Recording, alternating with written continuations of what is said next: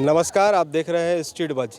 रेशम का कपड़ा कहे तो हर आदमी की चाहत होती है कि रेशम का कपड़ा पहने, लेकिन रेशम के कपड़े काफ़ी महंगे होते हैं। महंगे जिस कारण से होते हैं, जो रेशम निकालने का जो प्रोसेस है, वो प्रोसेस को हम आज आपके सामने रखेंगे। इस वक्त जो है वो राजधानी रांची में खादी सरस महोत्सव मेला लगा हुआ है। मेले में जो रेशम से बने कपड़े का और रेशम किस तरह तैयार किया जाता है, इसका स्टॉल यहाँ लगा हुआ है। इस स्टॉल में हम पहुँचे हैं और यहाँ जो व्यवस्था है, जो लगाए हुए हैं, इनसे हम जानने का प्रयास करेंगे कि रेशम की जो तैयारी है वो किस तरह है। जैसे सबसे पहले आप तस्वीरों में आपको हम दिखाएंगे कि जो यहाँ रेशम का कीड़ा है, ये जिस तरह पत्ता ये खा रहा है, पत्ता खाने के बाद यही जो है इसके ऊपर रेशम जो है वो तैयार होता है। और किस तरह इसे तैयार करते हैं, टेक्निकली जो भाषा है, क्या क्या लगता है, इसे हम इनसे जानने का प्रयास करेंगे। भैया बताइएगा, ये सबसे पहले ये कीड़ा किस चीज़ का है?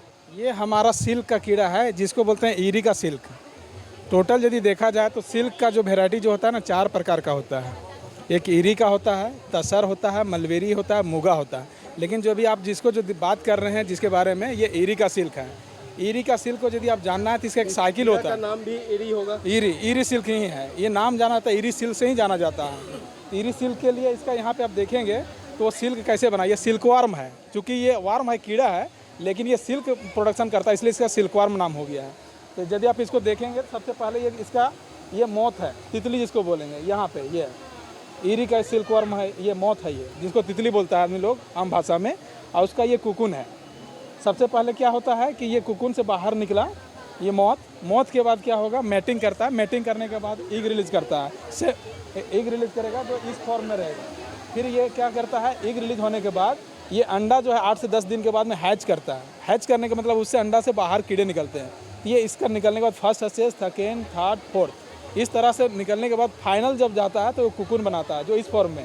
ये कुकुन हमारा बनाने के लिए इंडोर में होता है। 2 तरह का हम लोग कीट पालन करते हैं। एक तो बाहर में नेचुरल में, जो प्राकृतिक में, जहाँ पे हम लोग है कि जंगल में खुले तौर में है। ये है कि घर के अंदर है, जिसको एक ट्रे में हम लोग कर सकते हैं और करते हैं। ये कुकुन बनाने के लिए इसको चंद्रिका चाहिए, जिसमें ये कुकुन को अपना बनाता है।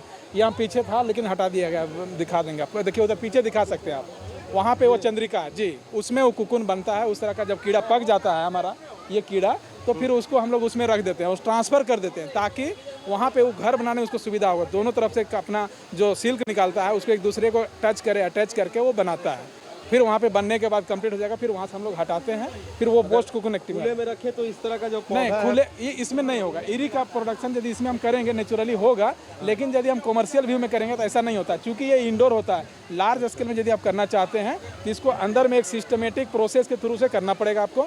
और जो घर के अंदर में सिर्फ इसको पत्ता खिलाना है। यदि आप पेड़ में छोड़ देंगे तो इसको कलेक्शन करने में प्रॉब्लम होगा, कीड़ा इधर से उधर चला जाएगा। अब ये तो आपने देखा सिल्क का जो दूसरा आइटम है, तसर जिसे कहते हैं। तसर के कपड़े भी कहे तो काफ़ी महंगा मिलता है, और तसर का जो प्रोडक्शन है किस तरह होता है, इसके बारे में हम जानेंगे। तसर के बारे में जानना, सबसे पहले हम आपको दिखाएंगे। ये झारखंड में लोग इसको कोवा, कुकुन, कोसा के नाम से भी जानता है। यही है तसर का सिल्क। ये बाहर में जो देख पा रहे हैं ये हार्ड पार्ट्स है, ये कुकुन बोलते हैं। ये सिल्क है, ये नेचुरल सिल्क है, ये कोई आर्टिफिशियल नहीं है। ये जब सीजन आता है बरसात के समय तो यहाँ पे इमर्ज करता है। इमर्ज करने के बाद ये मौत के फॉर्म में आता है। इस फॉर्म में आपका आएगा, जो तितली जिसको बोलते हैं, तितली बन के, हाँ, तितली बन के निकलता है। तितली बन के निकलेगा, लेकिन उससे पहले जो यहाँ पे है वो आपका इस फॉर्म में आप यहाँ दिखा सकते हैं। ये प्यूपा इसको बोलते हैं। ये डाइपोज अवस्था में है, मतलब अभी कोई एक्टिविटी नहीं कर रहा है, लेकिन ये लाइव है, जिंदा है इसके अंदर में। फिर ये जब निकलेगा तो तितली के फॉर्म में निकलता है। जब तितली बने निकलेगा तो 24 घंटे के अंदर में मैटिंग करता है, मेल और फीमेल आपस में जुड़ते हैं। फिर 24 घंटे के अंदर फिर वो हटने के बाद वो एग रिलीज करता है, जो आपको हम तसर का अंडा दिखाते हैं। देखिए ये तसर का अंडे हैं, जिसको एग बोलते हैं ना। तो ये अंडे फिर 8 से 10 दिन के बाद ये हैच करेगा नेचुरली। इसमें कुछ करने की जरूरत नहीं है। ये स्टेज में आएगा लार्वा, ये फर्स्ट स्टेज का है, सेकेंड, थर्ड, इस तरह से फोर्थ स्टेज फाइनली आएगा। जब कीड़ा बड़ा हो जाएगा तो इसको लगेगा कि हमारा कंप्लीट हो चुका है, तो अपना सुरक्षित घर बनाता है। जो घर बनाया उसी को हम लोग बोलते हैं कोकून, कोसा, कोवा। जो कॉमर्शियली हम लोग अपने लाभ के लिए इसको हम लोग मार देते हैं, और मारने के बाद, मारने का तरीका है इसको हीट करते हैं, फिर इसको बॉयल करके इसको सॉफ्ट किया जाता है। सॉफ्ट करने के बाद इसको धागा हम लोग, आजकल टेक्निक आ गया, बहुत सारा मशीन है, नहीं तो पहले मैनुअली निकालते थे हाथ से। आजकल मेरे पास बहुत सारा मशीन है इसके पास में अलग अलग, जो सिंगल धागा निकलेगा। सिंगल धागा निकालने के, यदि कुकुन मेरा छेद नहीं है तो उसमें धागा निकलेगा, और सिंगल निकलेगा। सिंगल धागा हमारे पास आपको दिखा देंगे, आप देख सकते हैं, ये धागा है, ये सिंगल है, यहाँ पे ये धागा निकाला गया। लेकिन इसमें भी जो कपड़ा बनेगा तो उसके लिए वो डेनियर होता है। 5-6 कुकुन मिला के, कम से कम 6 कुकुन मिलाएंगे और एक साथ यहाँ पे ट्विस्टिंग मतलब धागा तैयार करेंगे, तब वो मिल में जाएगा। यदि हम सिंगल निकालेंगे तो वो धागा मेरा कपड़ा में, मिल में नहीं जाएगा। तो इस तरह से आप इसको देखिए, ये हो गया है इसका सिस्टम है, ये लाइफ साइकिल यही चलता है तसर के बारे में। दूसरा एक होता है मलबेरी के बारे में, जो सबसे ज़्यादा भारत में प्रोडक्शन होता है, सबसे ज़्यादा पाया जाता है, ये मलबेरी का है। मलबेरी के ये मोथ हो गया, जिसको बटरफ्लाई के नाम जानते हैं, अलग अलग आता है, ये मोथ है इसका। और इसका ये कुकुन है, इसका भी प्रोसेस वही है।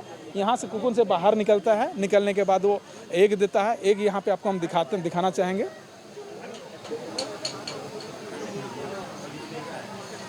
यहाँ पे देखिए अनिल जी, ये है आपका मलबेरी का एग है, के द्वारा यहाँ पे फीमेल के द्वारा अंडा दिया गया है, ठीक है। तो ये अंडा आने के बाद इसको बोलते हैं एग डिएफएल। फिर इसमें भी उसी तरह से होता है, ये हैचिंग करेगा उसी सिस्टम से, और ये फर्स्ट स्टेज, सेकेंड, थर्ड और फोर्थ जाएगा, फाइनली 5 स्टेज बाद ये कुकुन बनाता है। कुकुन बनाने के बाद इसमें कलर जो देख रहे हैं, अलग अलग कलर देख पा रहे हैं कि एक येलो कलर में, एक वाइट कलर में, तो उसका वो उसमें वेराइटी के आधार पर आता है, दोनों कलर आता है, और वो नेचुरल है, उसमें कोई डाइंग किया गया नहीं है, नेचुरल कलर है वो। जब इससे हम यार्न निकालेंगे तो यार्न भी हमारे पास, ये देखिए, जो हम इसको निकालते हैं तो इस क्वालिटी में आता है, कितना फाइन है, जो आप देख सकते हैं। ये फिर इसी ये मिल में जाएगा हमारा, फिर ये धागा से ये कपड़ा बनता है। तो इसका एक सिस्टम है, जिस तरह से इसका आगे का प्रोसेस होता है, इसको पोस्ट कुकुन टेक्नोलॉजी बोला जाता है, कि कुकुन बनने तक को प्री कुकुन बोलते हैं। जंगल में जो हम खेती करते हैं किसान के माध्यम से जो होता है, तो उसी के बारे में ये जीवंत माने ये क्या बोलते हैं, स्टॉल लगा हुआ है, ताकि लोग जानते हैं कि सिल्क है, लेकिन सिल्क कहाँ से आता है उसके बारे में हमको जानकारी देना है, बताना है लोगों को कि सिल्क आता कहाँ से, सिल्क है क्या। लोगों को लगता है कोई आर्टिफिशियल बनाया हुआ है, या कोई मशीन से बना हुआ है, या कोई केमिकल से, लेकिन इसमें कोई केमिकल नहीं है। इसका फूड प्लांट अलग अलग होता है। जो 4 प्रकार का हम आपको सिल्क बताएं, सबका अलग अलग फूड हैबिट है। यदि तसर के बारे में यदि जानेंगे तो इसके लिए आपको प्राइमरी जो फूड होता है 3 प्रकार का होता है। एक अर्जुन का होता है, एक आसन होता है, एक सखुआ, जिसको साल बोलते हैं। ये जंगल में होता है, जंगल में इसका रियरिंग या कीट पालन जो होगा ना, आउटडोर है, जंगल में होता है। और बाकी जो मलबेरी का जो बोल रहे हैं वो इंडोर होता है। उसके लिए जो पत्ता खाता है तूत का, सहतूत जो हम लोग खाते हैं ना, उसी पत्ता को खाता है वो इंडोर रियरिंग है। और सबसे ज़्यादा प्रोडक्शन यहाँ पे इंडिया में यदि देखा जाए या वर्ल्ड में तो तूत का होता है। यदि झारखंड के संदर्भ में अब यदि बात करेंगे तो सबसे ज़्यादा तसर का उत्पादन होता है। अब तसर में भी यदि आप जाएंगे तो इसमें अलग अलग क्षेत्र में अलग अलग डिज़ाइन का, अलग अलग साइज़ का, अलग अलग शेप का कोवा मिलेगा, जिसको एकोरेस बोलते हैं। वो भौगोलिक स्थिति के आधार पर अलग अलग साइज़ का मिलेगा। जैसे सखुआ में जो मिलेगा उसको लरिया बोलते हैं, पतला छोटा सा लंबा होता है। डाबा का अलग आएगा, मोदिया का अलग आएगा। इस तरह से बहुत सारा वेराइटी आता है, अलग अलग किस्म का आता है, साइज अलग आता है। तो ये जो प्रोसेस है 4 तरह का बताए आप रेशम, तो चारों इंडिया में पाया जाता है। पूरे दुनिया में सिल्क का जो वेराइटी है 4 प्रकार का पाया जाता है, और चारों सिल्क भारत में ही सिर्फ पाया जाता है। विदेश में यदि जाएंगे तो वहाँ सिर्फ सबसे ज़्यादा मिलेगा आपको मलबेरी का सिल्क। और सबसे ज़्यादा यदि प्रोडक्शन के हिसाब से देखा जाए पूरा वर्ल्ड में तो चाइना नंबर 1 में आता है जो मलबेरी का। वहाँ पे आपको ये नहीं मिलेगा, मूगा नहीं मिलेगा, तसर भी नहीं मिलेगा। बहुत बहुत धन्यवाद। तो देखा आपने प्रोसेस की किस तरह जो है वो तसर का, आज हमने आपको जीवन यहाँ चक्र इसकी बताई है कि तसर किस तरह बनता है। आखिर रेशम जो इतने महंगे होते हैं, रेशम के जो प्रोडक्शन होते हैं वो किस तरह होते हैं। और सबसे ख़ास बात यहाँ यह भी है कि पूरे भारत में कहें तो यह आता है, ऐसा ही एक मात्र देश है जहाँ चारों तरह के रेशम पाया जाता है। अब आपने ये प्रोसेस जो देखा, प्रोसेस के बाद जिस तरह कपड़े जो धागे बनकर तैयार होते हैं उसे भी हम आपको दिखाना चाहेंगे कि धागा कैसे बनेगा और धागा बनने के बाद उसे कपड़े में किस तरह तब्दील किया जाता है। तो चलिए अब आ चुके हैं हम कपड़े की ओर। धागा से जो रेशम का आपने वहाँ प्रोसेस देखा, रेशम के प्रोसेस के बाद जिस तरह यहाँ धागे में उसे बनाया जाता है और रील के अंदर इसे डालकर फिर कपड़े के बनाने की ओर भेजा जाता है। तो ये प्रोसेसिंग हम जानेंगे कि ये क्या कर रही हैं दीदी आप? धागा बना रहे हैं, रेशमी धागा बना रहे हैं। तसर सिल्क है ये, और इसको हम लोग पकाते हैं, बॉयल करते हैं, और उस केमिकल साबुन, सनलाइट साबुन से उसे बॉयल करते हैं। फिर पकाने के बाद रेशम जो इसमें हुआ इसको पहले साफ किया जाता है। हाँ, अच्छी तरीके से साफ करके फिर इसमें से धागा निकालना है। रेशम इसको बॉयल करने के बाद ये जो ऊपर का ये है इसको साफ करते हैं। साफ करने के बाद एक जो इसमें निकालते हैं, सिर्फ एक ही धागा निकालते हैं इसमें से। इस तरह से एक ही धागा निकालते हैं, फिर इससे हम लोग जोड़ देते हैं। यहाँ ये ऊपर रखते, मशीन खींच के ऊपर ले जाते हैं, फिर बन जाते हैं धागा। देखिए इन्होंने किस तरह जो प्रोसेस है इससे निकाला, तुरंत साफ़ किया और साफ़ करने के बाद धागा लगाया, और धागा के सामने आप ये तस्वीर में देख सकते हैं कि ये बोबिन में जो है इसे धागा को लपेटा जा रहा है। अब इससे धीरे आगे बढ़ेंगे तो इसके बाद जो प्रोसेस है, इस बोबिन को इस चरखे के सहायता से इसमें घुमाया जाता है और इसे धागा को फिर इस हस्तकरघा मशीन जो है, इस हस्तकरघा मशीन में लाया जाता है और इसमें अलग अलग धागे लगाकर इसे फिर कपड़े के शक्ल दिया जाता है। ये प्रोसेस थोड़ा किस तरह का है? उधर तो देख रहे हैं आप, कीड़ा तैयार है। उधर इधर धागा बन रहा है। हाँ। वही धागा इधर आके हम लोग कपड़ा बना रहे हैं, रेशम सिल्क का है। इसमें कलर जो डाला है, ये कलर अलग से डाला है आपने? कलर का है, इस मशीन का पार्ट है ये। अच्छा, वो पार्ट है, मशीन का पार्ट है, उसी में धागा घुसाया हुआ है। तो प्रोसेस आपने देखा कि इस तरह के ये बन क्या रहा है, ये बन दुपट्टा बन रहा है। ये देखिए कि जो धागे है, धागा के सहायता से यहाँ दुपट्टा बनाया जा रहा है।